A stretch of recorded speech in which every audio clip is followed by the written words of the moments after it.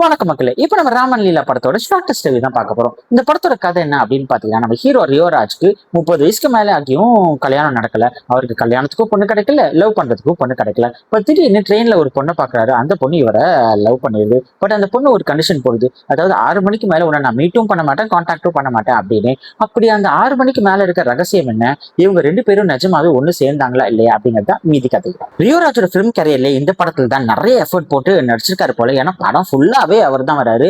ஒரு சில இடத்துல அவரோட பெர்ஃபார்மன்ஸ் வந்து கொஞ்சம் லைட்டா ஓடுவா இருந்தாலும் பல இடத்துல அவர் நல்லாவே பெர்ஃபார்ம் பண்ணி நடிச்சிருக்காரு. ஹீரோயின் வர்த்திகா வந்து இன்னும் கொஞ்சம் பெட்டரா பெர்ஃபார்ம் பண்ணியிருந்திருக்கலாமா அப்படின்னு ஒரு சில இடத்துல நல்லாவே தோணுச்சு. ஹீரோவோட தங்கச்சி அவர் தாஃபியாவோட கேரக்டர் வந்து நல்லா துருதுருவா இருந்தாலும் ரொம்ப எஃபெக்டிவா நல்லாவே நடிச்சிருக்காங்க.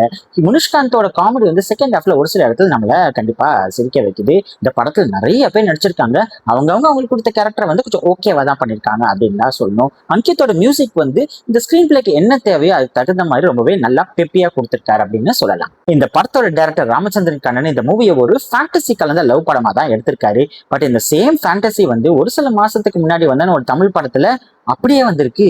இது அதுல அப்படின்னு தான் யோசிக்க தோணுது. பட் இருந்தாலும் அது வந்து இந்த படத்துக்கு ஒரு சின்ன டிஸ்அட்வான்டேஜாவே இருக்கு. பிளஸ் நிறைய கேரக்டர்ஸ் வந்து தேவையில்லாத கேரக்டர்ஸோ அப்படின்னு யோசிக்க தோணுது. ஃபார் எக்ஸாம்பிள் இந்த படத்துல வில்லன்னு ஒரு கேரக்டர் வரும். அந்த கேரக்டர் நிஜமாவே தேவையில்லை. அந்த படத்துல தூக்கிட்டா கூட இந்த படத்துக்கு எந்த பெரிய பிரச்சனையும் வந்துடாது.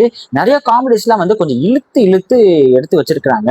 இந்த ஃபேண்டசி கான்செப்ட் உங்களுக்கு பிடிச்சிச்சுன்னா அந்த அந்த காமெடி எல்லாம் வந்து உங்களுக்கு ஒர்க் அவுட் ஆகலாம். பட் இந்த ஃபேண்டசி காமெடி உங்களுக்கு செட்டே ஆகல, உங்களுக்கு பிடிக்கல அப்படின்னா அந்த இடத்துல வந்து உங்களுக்கு வந்து ஸ்கிரீன் பிளே ரொம்பவே டயரிங்காவே இருக்கும். இந்த படத்தோட கிளைமேக்ஸை எப்படிதான்ப்பா முடிப்பீங்கன்னு சொல்லிட்டு கண்டிப்பா அந்த சஸ்பென்ஸ் இருக்குதான் செய்யுது.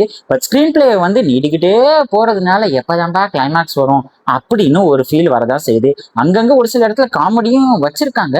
பட் ஸ்டில் இந்த படத்தை வந்து இன்னும் ஒரு 45 மினிட்ஸ் ட்ரிம் பண்ணியிருந்தா அவங்க சொல்ல வேண்டிய விஷயம் வந்து இன்னும் கொஞ்சம் இன்ட்ரெஸ்டிங்கா மக்களுக்கு போய் சேர்ந்திருக்குமோ அப்படின்னு ஒரு ஃபீல் இருக்குது. இது யாருக்கான படம் அப்படின்னு பாத்தீங்கன்னா, இந்த ஃபேண்டசி கான்செப்ட் எனக்கு பிடிச்சிருக்குப்பா, எனக்கு ஒர்க் அவுட் ஆகுது அப்படின்னு யோசிக்கிற ஆடியன்ஸ்க்கு இது ஒரு ஃபன்ஃபில்டான ஒன் டைம் வாட்சபிள் மூவியா இருக்கும்.